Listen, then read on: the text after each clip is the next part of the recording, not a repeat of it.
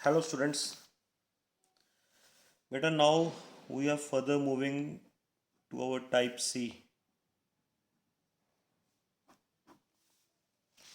Type C is related to de Broglie's concept.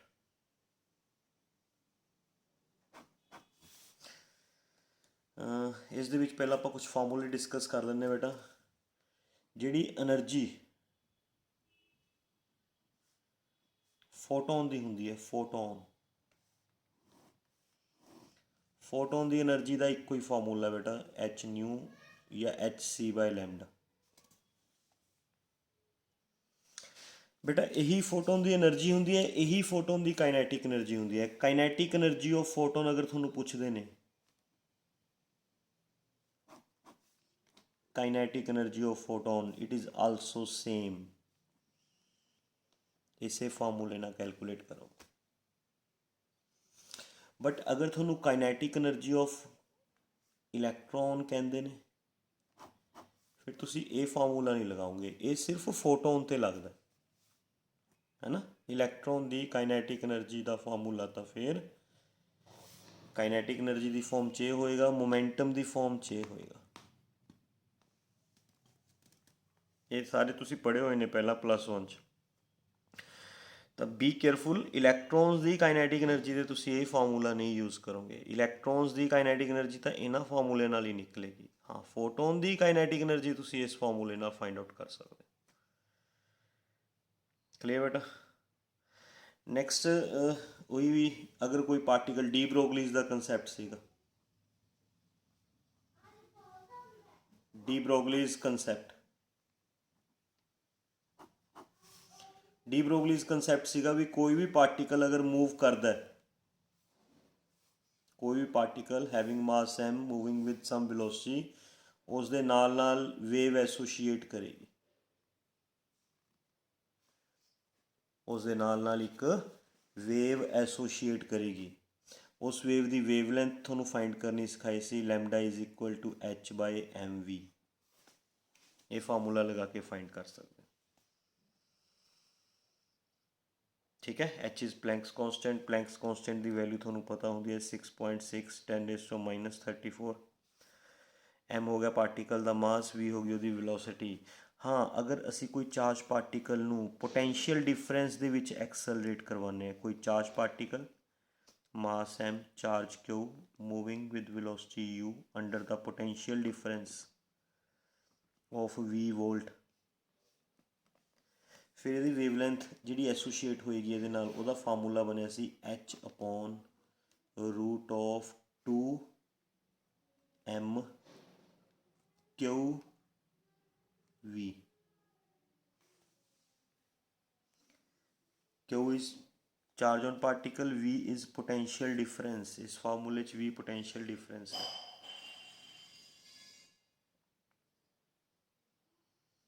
Clear. Sorry, lambda, lambda का formula, lambda is equal to h/√2m into charge into potential difference. v is not velocity, v here v is potential difference। Clear. तो अगर एक electron है, only for electron,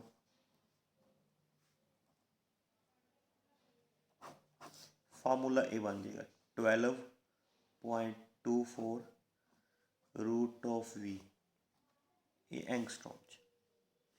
this formula is applicable on any particle, जेड़ा हम लिखा this is applicable on any particle वाला। लेकिन ये फार्मूला सिर्फ इलैक्ट्रॉन वास्ते है बेटा। आ वाला फार्मूला सिर्फ, सॉरी, जेड़ा फार्मूला लिखा है it is only for electron. आ वाला फार्मूला तुसी किसी भी पार्टिकल पे अप्लाई कर सकते हैं, ये कल इलैक्ट्रॉन पे अप्लाई करोगे बेटा। क्लियर। ये फार्मूला तुसी एवें भी याद रखना, एवें भी याद रख लो। h/p, p is momentum, mass into velocity momentum ही होंगे, सो p इज़ मोमेंटम। ठीक है बेटा। इन्होंने कंसैप्ट्स नूं लैके फिर आप अपने क्वेश्चन अटैम्प्ट करते हैं। एक फार्मूला मैं चाहना भी आप एनर्जी की फॉर्म च भी बना लीए, एक फार्मूला एनर्जी की फॉर्म च भी बना लीए। जिमें देखो इत्थों मोमेंटम का फार्मूला की बनता है, मोमेंटम का फार्मूला उरों बनता है 2m इंटू काइनैटिक एनर्जी का रूट। तो आप इस फार्मूले आ लैमडा पी की जगह है ना, पी की जगह असी आ भी यूज़ कर सकते हैं h upon root of 2m into kinetic energy of particle. मतलब जो सानू काइनैटिक एनर्जी दी हुई है तो असी आ फार्मूला लगा के सीधी वेवलेंथ फाइंड आउट कर सकते हैं। ये फार्मूला किमें बनया पता चल गया बेटा, पता चल गया ना। आ देखो काइनैटिक एनर्जी तो मोमेंटम का फार्मूला सीगा, 2m उपर लै गए स्केयर रूट करता, मोमेंटम का फार्मूला बन गया। आ मोमेंटम की जगह पुट करता root of 2m into kinetic energy. तो यह फार्मूला भी काफ़ी हैल्पफुल रहेगा थोनों न्यूमेरिकल सॉल्व करवाने च। क्लियर बेटा। तो ये सीगे अपने सारे फार्मूले। हुण आपां न्यूमेरिकल स्टार्ट करते हैं, ठीक है। Type C question number 24। An electron and photon, एक इलैक्ट्रॉन है बेटा, एक फोटोन है। ईच हैव वेवलेंथ, दोनों की वेवलेंथ दी हुई है 1 नैनोमीटर, 1 नैनोमीटर। यदी भी wavelength 1 nanometre. Find their momentums, इन्हों के मोमेंटम्स फाइंड करने ने फर्स्ट पार्ट च मोमेंटम्स। तो लैम्डा का फार्मूला h/p। तो बेटा ਇਹਦਾ मोमेंटम आ जाएगा h/λ1, ਇਹਦਾ मोमेंटम आ जाएगा h/λ2। सेम आंसर आ जाएंगे।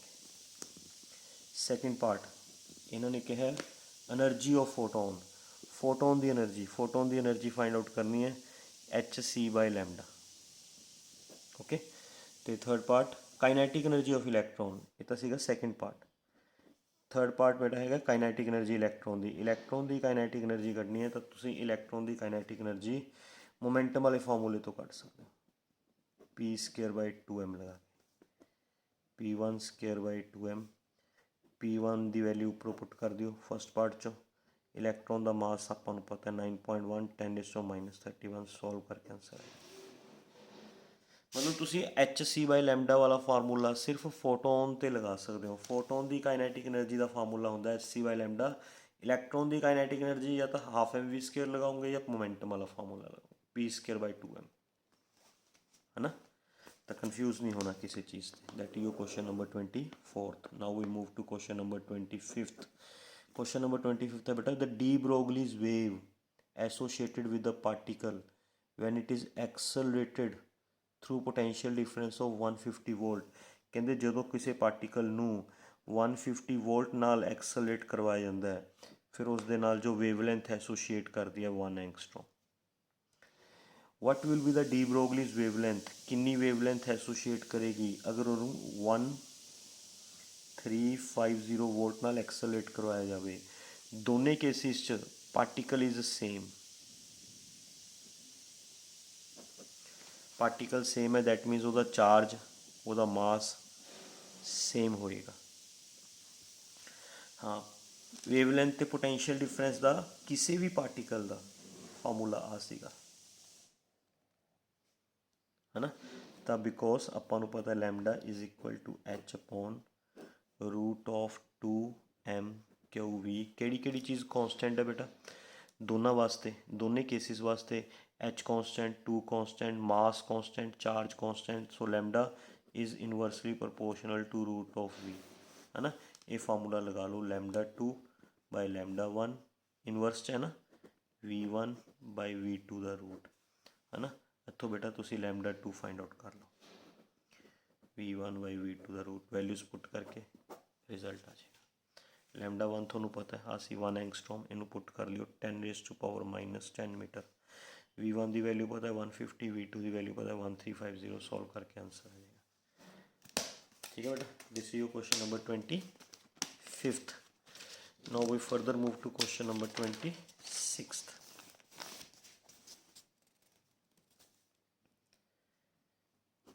क्वेश्चन नंबर 26 बेटा एन इलेक्ट्रॉन, पार्टिकल इलेक्ट्रॉन है, is accelerated through a potential difference of 64 volt. 64 volt ਉਹਦਾ potential difference है, accelerate करवाया. What is de Broglie's wavelength associated with? lambda find करनी है. lambda ਦਾ formula सीधा लगाओ बेटा 12.24 root of V angstrom. Answer आ जाएगा वैल्यूज पुट करके. ठीक है. To which part of electromagnetic spectrum this value of wavelength correspond. कहते वेवलेंथ किस दे कोरसपोंडिंग आएगी बेटा. इतों वेवलेंथ कढ़ लोगे, वेवलेंथ तो फ्रीकुएंसी कढ़ लियो है ना. Nu is equal to c by lambda करके है ना. ਉਹ ਫਰੀਕੁਐਂਸੀ ਨੂੰ ਫਿਰ ਆਪਾਂ ਆਪਣੀਆਂ ਫਰੀਕੁਐਂਸੀਜ਼ ਨਾਲ ਮੈਚ ਕਰੀਓ ਜਿਹੜੀਆਂ ਆਪਾਂ ਨੇ ਯੂਨਿਟ 5th 'ਚ ਪੜ੍ਹੀਆਂ ਸੀਗੀਆਂ. ਯੂਨਿਟ 5th 'ਚ ਪੜ੍ਹੀਆਂ ਸੀ ਨਾ, ਰੇਡੀਓ ਵੇਵਸ ਦੀ, ਮਾਈਕ੍ਰੋਵੇਵਸ ਦੀ, ਇਨਫਰਾਰੈਡ ਰੇਜ਼ ਦੀ, visible light, UV rays, X rays, gamma rays. Check ਕਰ ਲਿਓ ਕਿਹੜੀ ਫਰੀਕੁਐਂਸੀ ਰੇਂਜ 'ਚੋਂ ਲਾਈ ਕਰੇਗੀ. ਜਿਸ 'ਚ ਲਾਈ ਕਰੇਗੀ ਉਹਦਾ ਨਾਮ ਲਿਖ ਦਿਓ. ਠੀਕ ਹੈ.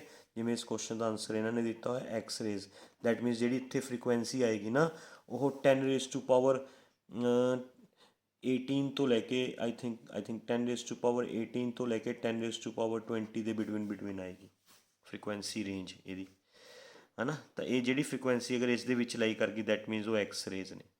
ਚੈੱਕ ਕਰ ਲਿਓ ਕਿਸ 'ਚ ਲਾਈ ਕਰੇਗੀ. ਯੂਨਿਟ 5th 'ਚ ਮੈਂ ਤੁਹਾਨੂੰ ਬਹੁਤ ਸਾਰੀਆਂ ਫਰੀਕੁਐਂਸੀਜ਼ ਰੇਂਜ ਦੱਸੀਆਂ ਸੀਗੀਆਂ, ਉੱਥੋਂ ਪਤਾ ਚੱਲ ਜਾਏਗਾ. ਠੀਕ ਹੈ. Question number 27th. ਅ ਨਿਊਟਰੋਨ ਪਾਰਟੀਕਲ ਹੈਗਾ ਨਿਊਟਰੋਨ. ਨਿਊਟਰੋਨ 'ਤੇ ਕੋਈ ਚਾਰਜ ਨਹੀਂ ਹੁੰਦਾ. ਇਹਦਾ ਮਾਸ ਦਿੱਤਾ ਹੋਇਆ ਆਪਾਂ ਨੂੰ, ਮਾਸ ਨਿਊਟਰੋਨ ਦਾ 1.67 ਇੰਟੂ 10⁻27 kg.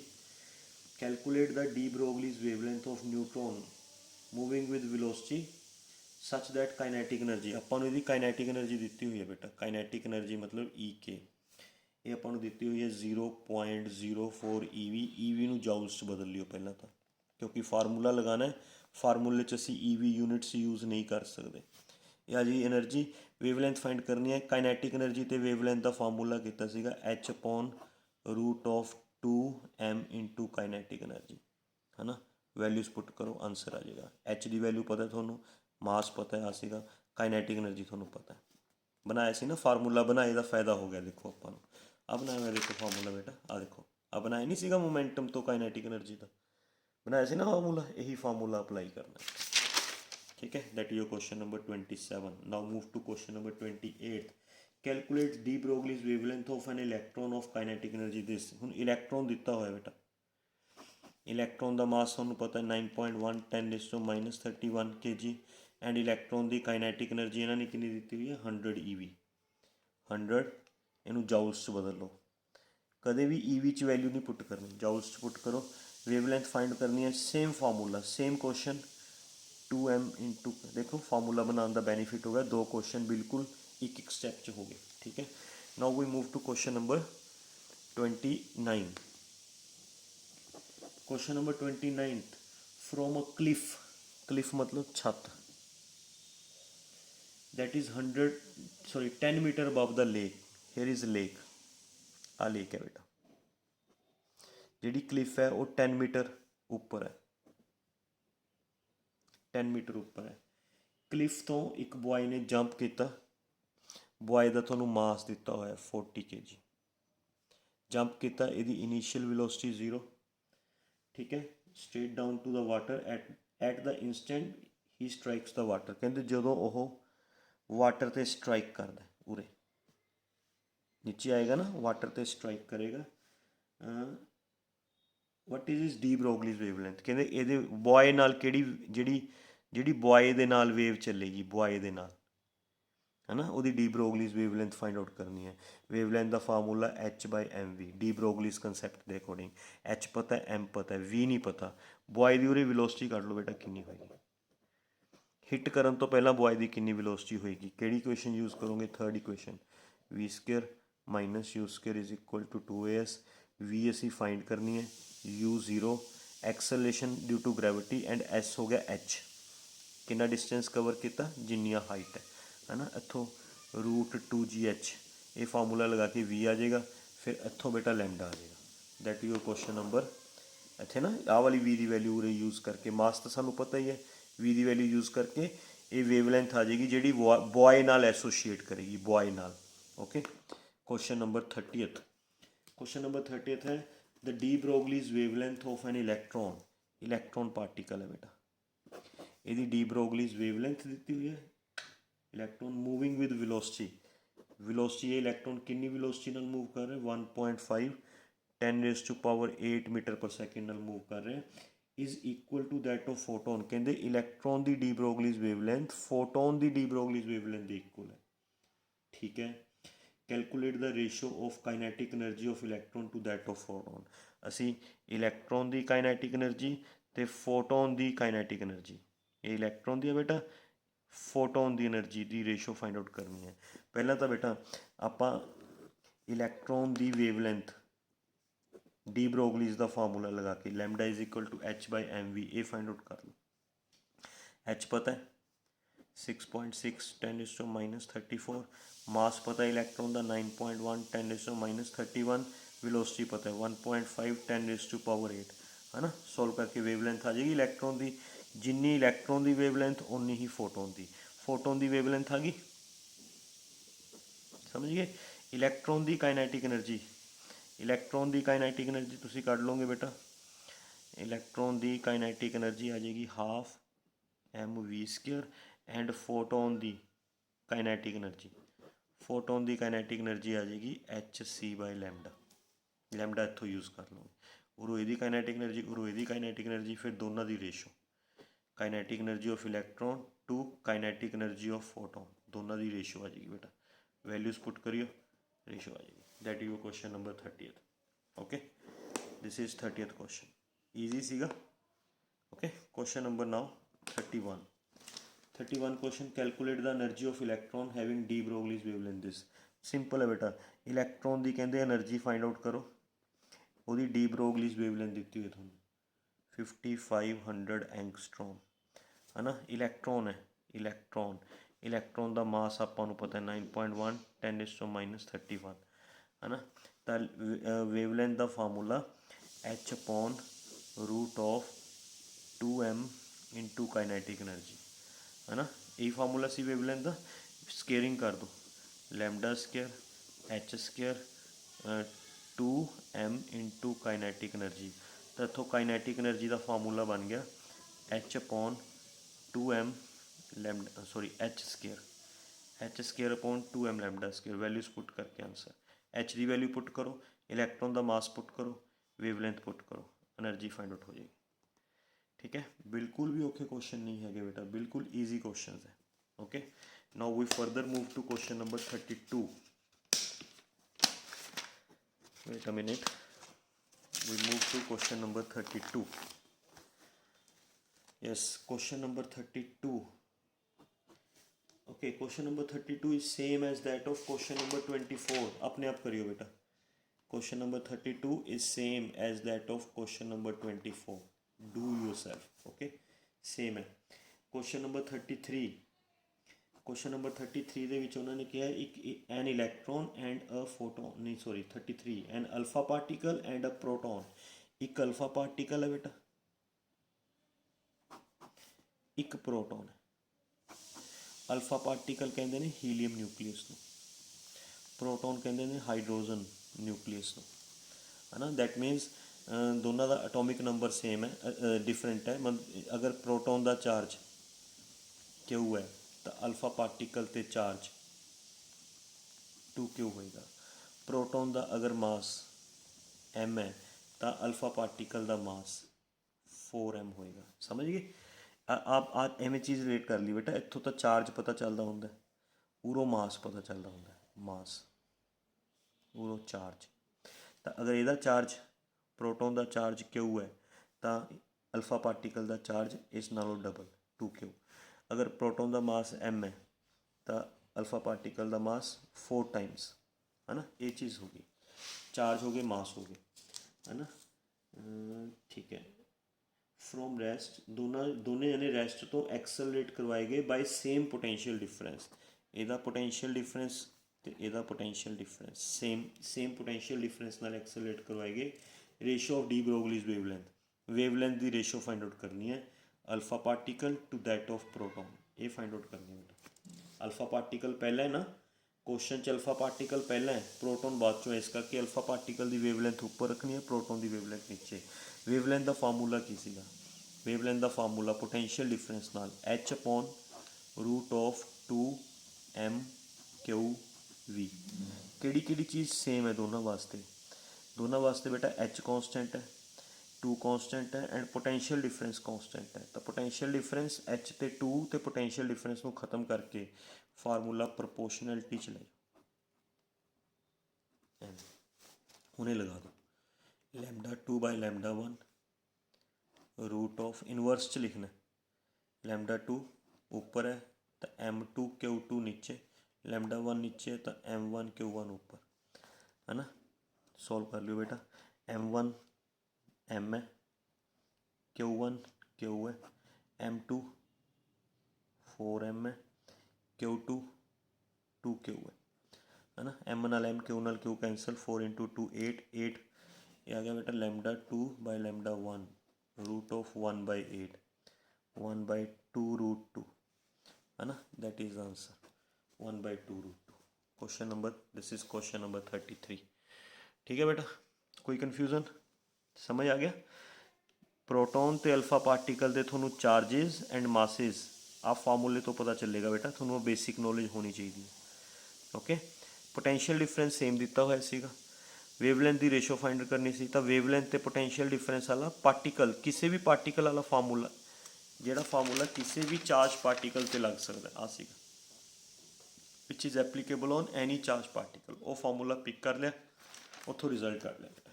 ठीक है, that your question number 33। Now we further move to question number 34। 34 the wavelength of photon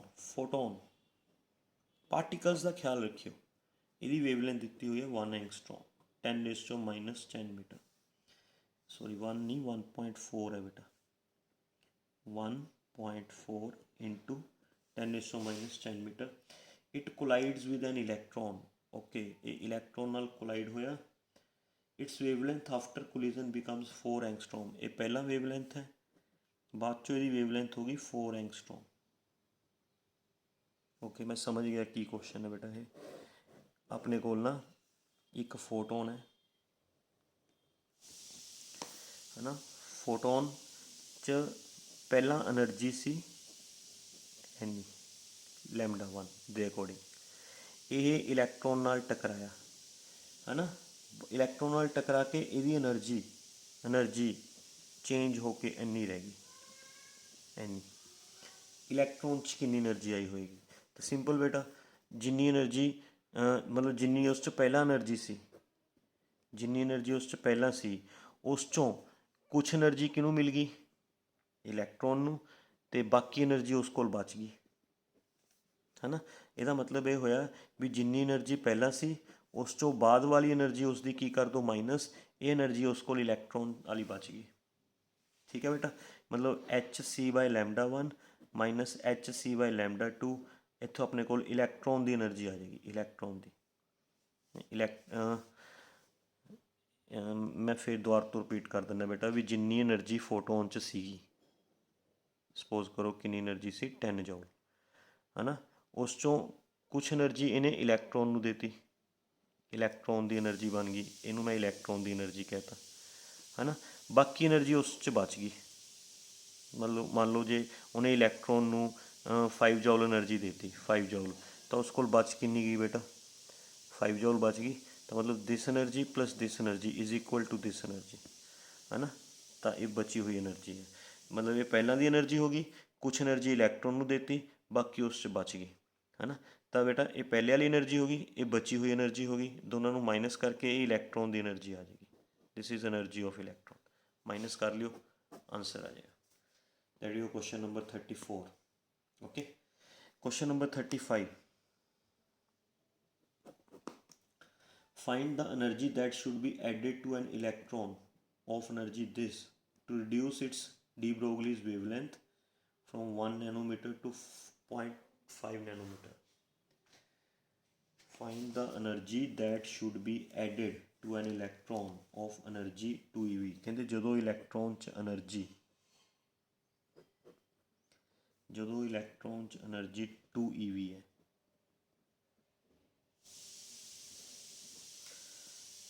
ठीक है, उसकी वेवलेंथ 1 नैनोमीटर है। इस च कितनी एनर्जी ऐड करिए, how much energy is added to this, इस च, है ना। ਤਾਂ ਜੋ वेवलेंथ घट के 0.5 नैनोमीटर हो जाए, 0.5 10⁻⁹ नैनोमीटर। तो बेटा वेवलेंथ ते इलैक्ट्रॉन की वेवलेंथ ते काइनैटिक एनर्जी च relation H/2m into kinetic energy of electron का रूट, ये रिलेशन है बेटा, है ना। तो H एंड M कॉन्स्टेंट हो गया, 2 भी कॉन्स्टेंट हो गया, तो आप लिख रहे हैं lambda is proportional to root of kinetic energy, है ना। तो ये अपने को आ गया, इनू एवें लिख सकते आप, kinetic energy is inversely proportional to lambda the square. Squaring करती बेटा, स्केयरिंग करके lambda square is proportional to kinetic energy is inversely proportional to lambda square. इतों लिख सकते आप EK2/EK1 is equal to inverse लिखना है λ1/λ2 का स्केयर, है ना। आ EK1 उधर ले जाइए ऊपर, इतों EK2 आ जाएगा, EK2 आ जाएगा, ये बाद चो इन्नी एनर्जी बनेगी, है ना। फिर आ एनर्जी कढ़नी है, this energy plus this energy is equal to EK2, तो इतों ये वाली एनर्जी आ जाएगी बेटा EK2 माइनस EK1। समझ आ गया, नहीं समझ आया, समझाना मैं। देखो इलैक्ट्रॉन की कहते पहला काइनैटिक एनर्जी इन्नी सी, ਉਹਦੀ वेवलेंथ इन्नी सी, कहते इस एनर्जी च कितनी एनर्जी ऐड करिए, how much energy is added, भी वेवलेंथ इन्नी बन जाए। बेटा जो वेवलेंथ चेंज होएगी तो एनर्जी चेंज होएगी। आप ये फाइंड आउट कर लो भी इन्नी वेवलेंथ तो इन्नी एनर्जी सी, तो इन्नी वेवलेंथ तो कितनी एनर्जी होएगी, ये फाइंड आउट कर लो, है ना। वो फार्मूला अपने लैम्डा वाला लगा लिया, lambda is equal to H/√2m into kinetic energy. इतों लैम्डा तो काइनैटिक एनर्जी का रिलेशन इनवर्स च पै गया, रूट च काइनैटिक एनर्जी लैम्डा के स्केयर की इनवर्सली प्रोपोर्शनल होगी। उतों आ EK2 फाइंड आउट कर ली बेटा अपने इनवर्स रिलेशन लगा के, ठीक है। ये EK2 किस दे इक्वल होएगी बेटा, ये प्लस ये इज इक्वल टू आ एनर्जी बनी, इन्नी एनर्जी तो पहले ही सी, उस च ये वाली एनर्जी ऐड करके फिर एनर्जी आ वाली बनी है, समझ गए, आ वाली। That means E plus EK1 is equal to EK2, तो E फाइंड आउट करना है EK2 माइनस EK1, है ना। इतों आ जाएगा भी कितनी एनर्जी तुसी ऐड की, समझ आ गई। That is question number 35। Okay, now 36 question बेटा इस वीडियो के एंड च करांगे, वेट अ मिनट, इसे वीडियो के सेम वीडियो के एंड च करांगे, थोड़ा जिहा कन्फ्यूजन वाला क्वेश्चन है 36। Further we move to question number 37। Okay, 37 च उन्होंने क्या है, एन इलैक्ट्रॉन इज एक्सेलरेटेड, एक इलैक्ट्रॉन है is accelerated through a potential difference of 200 volt. Okay, question number 37th is same as that of 26th. Question number 37th is same as that of question number 26th. Do yourself. अपने आप करिए। Question number 38th. Question number 38. Find the de Broglie's wavelength associated with proton moving with velocity this. कहते एक proton है, कितनी velocity नाल move कर रहे, 0.5 c, उसकी de Broglie's wavelength find out करनी है बेटा। प्रोटोन की speed is comparable to the speed of light, speed of proton is comparable to speed of light, इस करके दा मास चेंज होएगा। प्रोटोन का रेस्ट मास ऑफ प्रोटोन 1.67 दिता है क्वेश्चन च, प्रोटॉन का रेस्ट मास दिता हुआ बेटा, लिखा हुआ है rest mass of proton is 1.675 10⁻27 kg। But जो प्रोटॉन ये रेस्ट मास है, जो प्रोटॉन रेस्ट है, जो प्रोटॉन इन्नी स्पीड नाल मूव करेगा उसका मास कितना होएगा, ये मास तुसी फाइंड कर सकते हो। थोनों ये रिलेशन मैं करवाया हुआ बेटा 1 - v²/c² है ना। इत्थे पुट करके ना m naught root of 1 - 0.5 c दा स्केयर अपॉन c दा square, m naught root of 1 - 0.25 c² नाल c² कैंसल हो जाएगा है ना। m is equal to m naught root of 0.75, इसका रूट कर लियो बेटा, सोल्व कर लियो, m नोड की वैल्यू पुट करके m आ जाएगा। दैन लैमडा ਆਪਾਂ तो लैमडा फाइंड आउट करना है, lambda is equal to h upon mv। h की value 6.6 10⁻34 mass m naught upon 0.75 का रूट है ना, स्पीड 0.5 c है ना। m नोड की वैल्यू पता है आ सी बेटा, c is the speed of light 3 × 10⁸ values put करके लैमडा फाइंड आउट हो जाएगा, वेवलेंथ निकल आएगी। इस क्वेश्चन सिर्फ यही प्रॉब्लम सीगी भी प्रोटॉन का रेस्ट मास दिता होया सी है ना, प्रोटॉन्स की स्पीड दी हुई सी। स्टूडेंट्स आ फार्मूला लगा लेंगे ने, lambda is equal to h upon mv, m and v put करके आंसर कढ़ देंगे ने। बट उन्होंने ये नहीं पता भी जोड़ा ये m है, m is that mass, m is mass of the particle when it is moving with velocity v। तो बेटा जो पार्टिकल लाइट की स्पीड के नाल मूव करेगा तो वह मास चेंज होएगा। प्रोटोन का रेस्ट मास दिता होया सीगा, जो ये प्रोटोन इन्नी स्पीड नाल मूव करेगा इसका मास चेंज हो जाएगा, इन्ना हो जाएगा। तो आप पहला ये मास फाइंड आउट किया, फिर इत्थे पुट किया, ठीक है। That is your question number 38। Now we move to question number 39th question है बेटा, find the de Broglie's wavelength of an electron in metal at 120। एक मैटल है ना, उस दे विच इलैक्ट्रॉन जिहड़े हैगे ने, electron that is at temperature 127 degree Celsius, 127 degree Celsius नूं कैलविन च कन्वर्ट कर लो है ना। नाल आपां नूं दिता होया बोल्ट्जमैन कॉन्सटेंट नीचे के दी वैल्यू 1.38 10⁻23। तो बोल्ट्जमैन कॉन्सटेंट तो टैंपरेचर नाल रिलेटेड 10+1 यूनिट 9th च आपां ने काइनैटिक एनर्जी फाइंड आउट की हुई है 3/2 kT। ये फार्मूला होंदा है, ये लगा के काइनैटिक एनर्जी कढ़ लो, फिर डी ब्रोगलीज वेवलेंथ कढ़ लो। डी ब्रोगलीज वेवलेंथ का formula h upon 2m into kinetic energy का root, m is a mass of electron, electron का मास 9.1 10⁻31 है ना, ये मास हो गया। काइनेटिक एनर्जी ये फार्मूला लगा के आ जाएगी बेटा 10+1 यूनिट 9th च पढ़ा हुआ फार्मूला है ना। लैमडा पुट करके लैमडा आ जाएगा। उन्होंने क्या है, compare this with mean separation, mean separation दी हुई अपन 2 एंगस्ट्रॉम,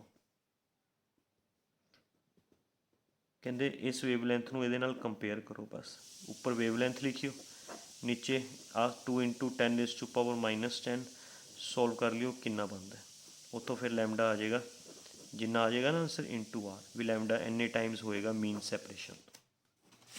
ठीक है, लैमडा तो तुम फाइंड कर ही चुके हो, मीन सैपरेशन थोड़ी दी हुई है, कहते दोनों कंपेयर करो कि वड्डी है कि चीज़ छोटी है, तो लैमडा बाय आर की रेशो ले लियो, रिजल्ट आ जाएगा, और आर उधर वो हो जाएगा मल्टीप्लाई, मतलब आप कह देंगे भी जो लैमडा है वो आर नालों इन्ने टाइम्स ज़्यादा है। ठीक है बेटा, समझ आ गया। Now we come to question number 36। औखा नहीं हैगा, ईजी है, बट थोड़ा जिहा कन्फ्यूजिंग है स्टेटमेंट। ओके, क्वेश्चन नंबर 36 पे आ जाओ बेटा, लास्ट क्वेश्चन है, then type is over. The de Broglie's wavelength associated with proton changes by 0.25%, wavelength changes by 0.25%. if the momentum is changed by, change in momentum ਦਿੱਤਾ ਹੋਇਆ, change in momentum 9 into 10 is to minus 26. find the initial momentum, initial momentum find करना है ना, ਆਪਾਂ light ਕਰ ਲਓ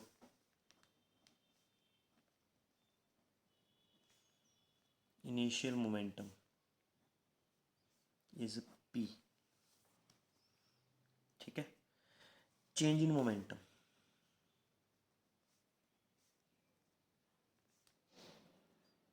ਇਹ ਸਾਨੂੰ ਦਿੱਤਾ ਹੋਇਆ,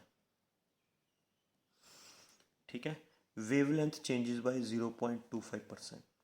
ਹੁਣ ਬੇਟਾ ਲੈਮਡਾ ਤੇ ਵੇਵਲੈਂਥ 'ਚ ਰਿਲੇਸ਼ਨ ਕੀ ਹੁੰਦਾ, ਲੈਮਡਾ ਤੇ ਮੋਮੈਂਟਮ 'ਚ ਆ ਰਿਲੇਸ਼ਨ ਹੁੰਦਾ, ਮਤਲਬ ਜੇ ਮੋਮੈਂਟਮ ਤੇ ਮੋਮੈਂਟਮ ਡਿਕਰੀਜ਼ ਹੋਏਗਾ ਤਾਂ ਲੈਮਡਾ ਇਨਕਰੀਜ਼ ਹੋਏਗੀ। ਇਫ ਮੋਮੈਂਟਮ ਡਿਕਰੀਜ਼ਿਸ ਦੈਨ ਲੈਮਡਾ ਇਨਕਰੀਜ਼ਿਸ, ਹੈ ਨਾ। ਤਾਂ ਬੇਟਾ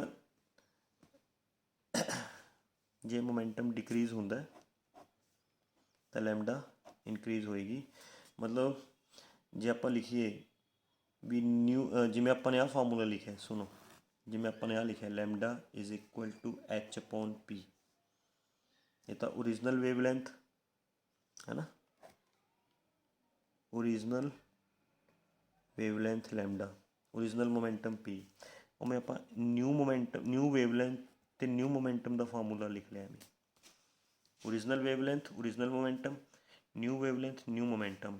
ਮੋਮੈਂਟਮ ਅਗਰ ਡਿਕਰੀਜ਼ ਹੋਏਗਾ ਤਾਂ ਵੇਵਲੈਂਥ ਇਨਕਰੀਜ਼ ਹੋਏਗੀ। ਮਤਲਬ if momentum decreases, if new momentum becomes P minus del P, है ना, P minus del P, the new wavelength becomes lambda plus del lambda। समझ गए, जे मोमेंटम डिक्रीज होएगा तो वेवलेंथ इनक्रीज होएगी, लैम्डा प्लस डेल लैम्डा ਆਪਾਂ ਨੂੰ ਕਿੰਨਾ ਦਿੱਤਾ 0.25%, 0.25% ऑफ लैम्डा, मतलब lambda plus 0.25 by 100 of lambda, ये आ गया lambda plus 1 by 400 lambda, 401 by 400 lambda. ਤੁਹਾਨੂੰ ਆ समझ आया मैं की किया भी अगर मोमेंटम डिक्रीज होएगा, this is new momentum, this is original momentum, this is change in momentum. अगर मोमेंटम डिक्रीज होएगा तो वेवलेंथ इनक्रीज होएगी, मोमेंटम घट गया वेवलेंथ बढ़ गई। वेवलेंथ किन्नी बढ़ानी है दिता होया, मोमेंटम किन्ना घटाना है दिता होया, ओके। तो असी वेवलेंथ आ जिन्नी दी हुई सी ना, देखो आ वेवलेंथ बाय 25%, है ना, मतलब वेवलेंथ चेंजिज बाय 25%, मतलब ਜਿਹੜੀ ਚੇਂਜ ਇਨ ਵੇਵਲੈਂਥ ਹੈ ਉਹ ਓਰੀਜਨਲ ਵੇਵਲੈਂਥ ਦਾ 25% ਹੈ ਨਾ, ਇੰਨੀ ਵਧਾਉਣੀ ਹੈ। ਤਾਂ ਆਪਾਂ ਨੇ ਆ change in wavelength 0.25% of lambda ਲੈ ਲਈ, ਇਹਨੂੰ ਓਰੀਜਨਲ ਵੇਵਲੈਂਥ 'ਚ ਐਡ ਕਰਕੇ ਨਿਊ ਵੇਵਲੈਂਥ ਆ ਗਈ ਬੇਟਾ, ਇੰਨਾ ਸਮਝ ਆ ਗਿਆ। ਅੱਛਾ ਹੁਣ ਲਿਸਨ, ਇਹ ਲੈਮਡਾ ਡੈਸ਼ ਉਰੇ ਪੁੱਟ ਕਰ ਦਿਓ, ਆਹ ਵਾਲੀ ਲੈਮਡਾ ਡੈਸ਼ ਦੀ ਵੈਲਿਊ ਇੱਧਰ ਪੁੱਟ ਕਰ ਦਿਓ ਬੇਟਾ। ਲੈਮਡਾ ਡੈਸ਼ ਆ ਜਾਏਗਾ 401 by 400 lambda H by P dash, P dash आ गया P minus del P, P dash की वैल्यू आ पुट करती बेटा एंड लैम्डा डैश की वैल्यू पुट करती, ये आ गया। ये अपने को इक्वेशन नंबर फस्ट सी जी अपने ओरिजिनल वेवलैंथ तो बनाई सी, ये अपनी न्यू वेवलैंथ तो बनाई है, this is equation number second. Divide कर दो दोनों नू, है ना, 401 by 400 lambda H upon P minus del P, नीचे lambda H upon P, lambda ना lambda cancel, 400 by 400, 401 by 400, H नाल H कैंसल, P ऊपर जाएगा, P माइनस डेल P एवं क्रॉस मल्टीप्लाई कर दो, 401 P minus del P, 400 P, okay, 401 P minus 401 del P, 400 P, 400 P इधर ले आओ, 401 P minus 400 P, 400 minus 1 del P उधर ले जाओ, ओके। ये आ गया P is equal to 401 del P, 401 into change in momentum अपन दिता हुआ है, this is the change in momentum आ सीगा बेटा, this is the change in momentum. Change in momentum दिता हुआ है 9 × 10⁻⁻26 है ना। सॉल्व करके पी आ गया। What is P? P is our initial momentum. यही फाइंड करना सी ਆਪਾਂ। थोड़ा जिहा कन्फ्यूजिंग क्वेश्चन है ना भी जे मोमेंटम इन्ना चेंज होएगा तो वेवलेंथ इन्नी चेंज होएगी। तो आपां नूं पता है भी वेवलेंथ ते मोमेंटम च रिलेशन इनवर्स हुंदा है। जे मोमेंटम डिक्रीज़ होएगा तो वेवलेंथ इनक्रीज़ होएगी। मोमेंटम डिक्रीज़ करता सी, ओरिजिनल मोमेंटम चों इन्ना मोमेंटम घटा के डिक्रीज़ करता, वेवलेंथ वधाती। ये आपां नूं दिता सीगा 0.25% ऑफ लैमडा। वैल्यूज़ पुट करके लैमडा डैश आ गया। ये लैमडा डैश की वैल्यू पुट की इत्थे भी जिमें आ फार्मूला सीगा उमें आ फार्मूला लिख लिया। ये ओल्ड वेवलेंथ दा, ये न्यू वेवलेंथ दा। लैमडा डैश की वैल्यू इत्थे पुट करती बेटा, पी डैश की वैल्यू आ वाली उरे पुट करती। सॉल्व कर लिया है ना। सैकेंड इक्वेशन फस्ट ये न्यू वेवलेंथ की इक्वेशन है, ये ओरिजिनल वेवलेंथ की इक्वेशन है। सैकेंड इक्वेशन फस्ट इक्वेशन नाल डिवाइड करता, सॉल्व कर लिया, रिजल्ट आ गया। क्लियर बेटा, ये रिजल्ट आ जाए। Hope you understand very well. Thank you very much. Okay.